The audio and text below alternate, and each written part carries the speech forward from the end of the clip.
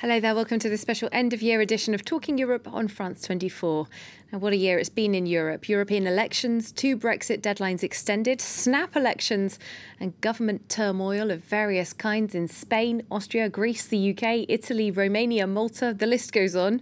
In this week's show, we will be looking back at some of the big events of the year with some of the top-name guests we've had in our studios and on-the-ground reports from our team. Well, the first months of the year were full of talk of no deal and extensions. Yes, it's been another Brexit-dominated 12 months. In March, the UK's self-imposed deadline to leave the EU came and went, with an 11th-hour extension requested and eventually green-lit at a late-night summit in Brussels. Another extension granted in October would eventually lead to a general election that left Boris Johnson with the Conservative majority in Parliament he needed to pass his withdrawal agreement. Well, throughout the whole process, Scotland's First Minister Nicola Sturgeon insisted that Brexit showed splits in the not-so-united kingdom that she felt must inevitably lead to Scottish independence. Here she is in our studio shortly before that first March deadline. It does illustrate the case for Scotland being independent. Because we don't have the ability to decide for ourselves in Scotland whether we're members of the European Union or not, we find ourselves in this anti-democratic position of having voted to stay in but being taken out, with all of the consequences that for generations to come that might have on our economy, our society, the opportunities for future generations. You know, it really has, over the last couple and a half years, brought to the fore why it makes so much sense for Scotland to be able to take these decisions as an independent country rather than have those decisions taken for us at Westminster. Well, in the spring, campaigns for May's European Parliament election kicked in. In Hungary, a controversial overtime law that had been signed off in late 2018 was still a major talking point throughout the election campaign. Opponents dubbed it a slave law. Clovis Casali reported from Hungary in the run-up to the vote. 19-year-old Blanka Nagy visits her parents in a suburb of Budapest. It's the weekend and for once they're not working. They spend 40 hours a week at a Mercedes factory for a monthly salary of €625.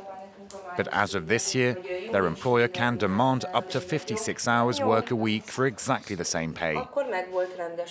Before we worked Monday to Friday, and if we wanted, we could do extra hours.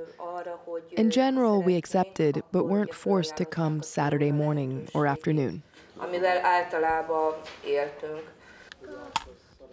In late 2018, the government reformed labour laws. Now bosses can demand their staff work up to 400 extra hours a year. That's nearly 1 additional day a week.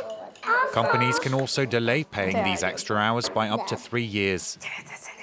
Dubbed the slave law by critics, it sparked mass protests across Hungary, and Blanka took centre stage. The problem is that for the past 9 years, the government has treated us like idiots. We won't let it go. The speech went viral. Soon after, pro-government media ran a smear campaign against the high school student. In my class and in the school, many people want to move abroad. Some tell me they can't imagine spending their future here.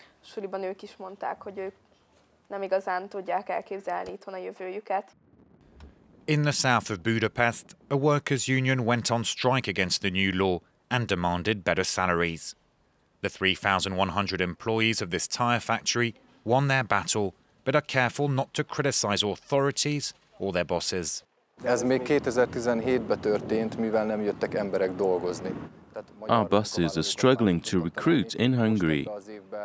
So now they're looking at other Eastern Europeans from less developed countries, such as Ukraine. They are even recruiting people from Mongolia and India. Hungarian authorities argue that the so-called slave law should in fact mean more Hungarians and fewer foreigners get work. The national government's motto is that immigration must stop altogether. And Viktor Orbán's spokesman is keen to defend national preference.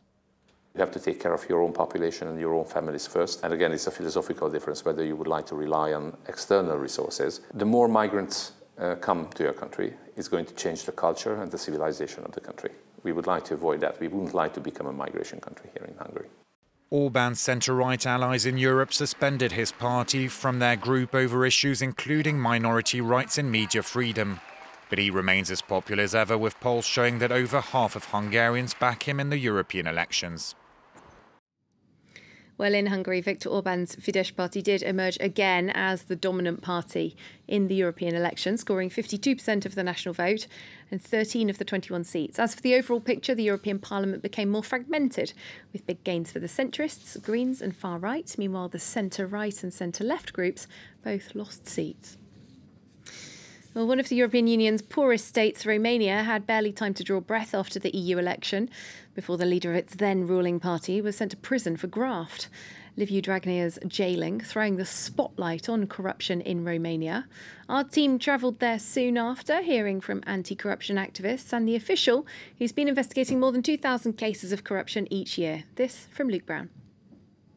2017, government attempts to change the laws to protect bent officials enraged many Romanians. Huge crowds gathered in the iconic Victory Square. Many stayed for months. Marian, Catolin and Auras were at the heart of the movement that was galvanized via social media. Here is the place where we feel that we fight for our future, for democracy and our future, to stay in Romania, not to go outside to have a better life. It's a duty to be citizen. And me and also more than 600,000 people was on the street in the last 2 years.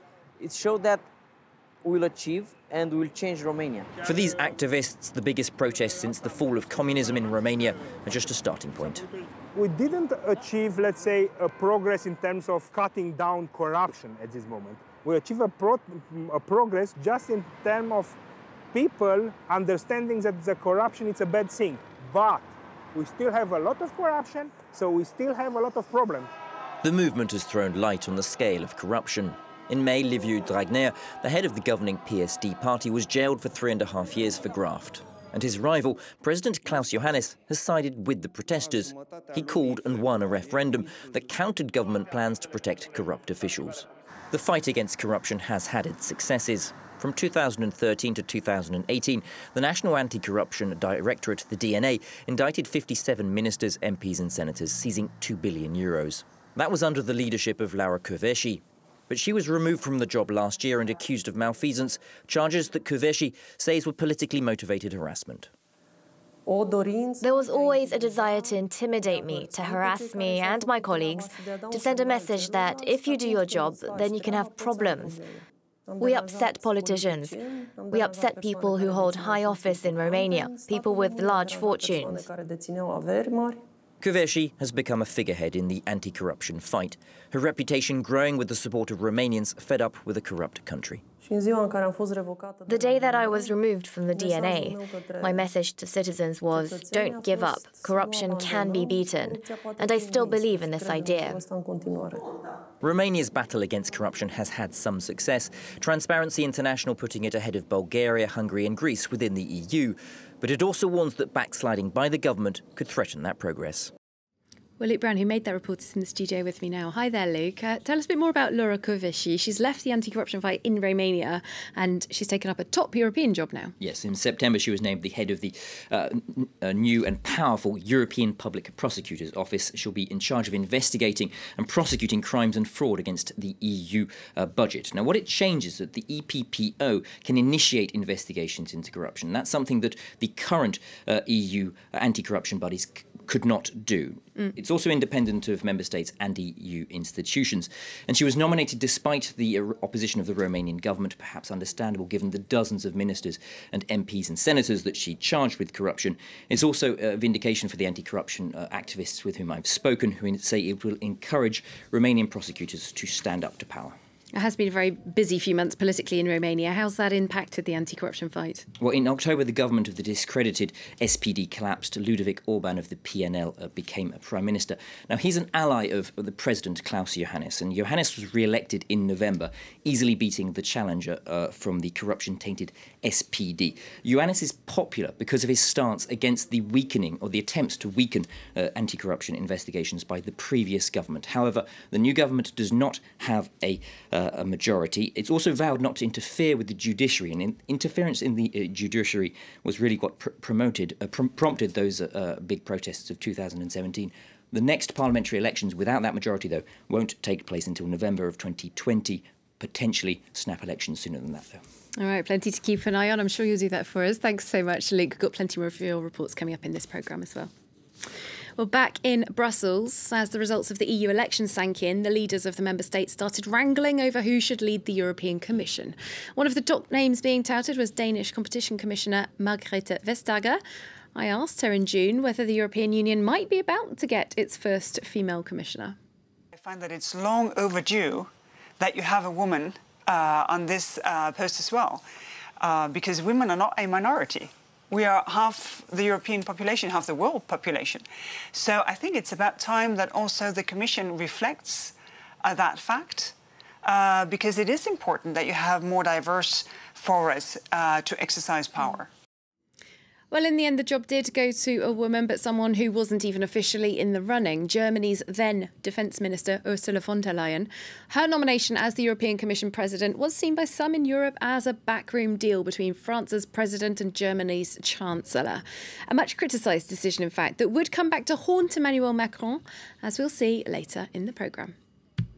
Well, summer in Europe brought more heat waves, dry spells and record high temperatures for many of us, and more forest fires for swathes of the continent. New efforts are currently underway to bring together European firefighting and other rescue services to combat forest fires, like the ones that killed more than 100 people in Portugal in 2017. But how's it working on the ground? Luke Brown went to meet firefighters in Portugal and took a tour around the EU's Crisis Response Centre. The latest addition to Portugal's firefighting force. This Fire Boss amphibious airplane is on loan from Spain. It can be mobilised within 10 minutes of an alert. For Commander Pedro Nunes, the fires of 2 years ago have forced a change in Portugal and in Europe. We do count on our European partners. In the same way, we're ready to help our European partners. What happens in the future is that there will be need for ever more European aid. No one's ready for the severity of these fires.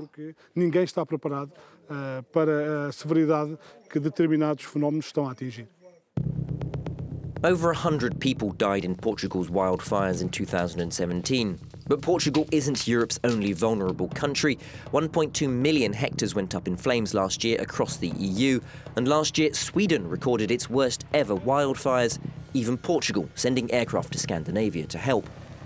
Based in Brussels, the ERCC is the nerve centre for Europe's response to natural disasters. A team is on call here around the clock. Our visit coinciding with a major earthquake in Papua New Guinea. 1 hour and a half ago, a red alert of earthquake 7.5, 7.7 magnitude, very shallow. Initially red alert. We should remain vigilant in the coming hours. This is the operational heart of the EU civil protection mechanism. Here we are in direct contact with the competent authorities in the member states. We can pool their resources, response capacities, expertise in a coherent way when a request for assistance comes. For disasters closer to home, the EU has boosted its own resources. In May this year, it launched RescEU, a new fleet of 13 aircraft to dispatch to crisis zones and allow a more streamlined response. The forest fire season in 2017 was a turning point into the way we think the EU responds to disasters, notably within the EU borders. Simultaneously, different countries with assets were facing the same extreme fire danger. The available capacities to respond to others, like Portugal, was limited. RescEU's long-term ambitions are to add further physical capacities, potentially a first step in a pan-European response force. Well, once the summer was past, it was back to political wranglings in Brussels, and the autumn brought a metaphorical slap in the face for Emmanuel Macron. In a first for France, European Parliament members rejected his choice for the country's European Commissioner. Sylvie Goulard was a former MEP and government minister, but she also had long-standing conflict of interest claims hanging over her. Well, after Ms Goulard's rejection, I spoke with France's Europe Minister Amélie de Montchalin. She told me she thought European Parliament members had opened a major crisis between the different institutions of the EU. I asked whether it was naive of President Macron to nominate Sylvie Goulard in the first place. this was a discussion with Ursula von der Leyen. The Secretary General of the European Parliament said there is no case. She's never been indicted to anything. So we can then discuss, morality for years. Parliaments are not tribunals. So my sense is things were there, but for me, the most stringent now and most urgent path and move for everybody in Europe is to solve the crisis and have a working commission in place so as we work on the most needed questions that the citizens ask us to solve. Well, that is by far from the end of Emmanuel Macron's political troubles this year, but it is the end of this part of our programme. In part 2, we're going to be looking back on a prisoner swap between Ukraine and Russia that saw the filmmaker Oleg Sentsov returned home alongside dozens of other detainees. We're also having an insider's view on the fall of the Berlin Wall 30 years ago this November. And there's much more as well. See you in a few minutes' time.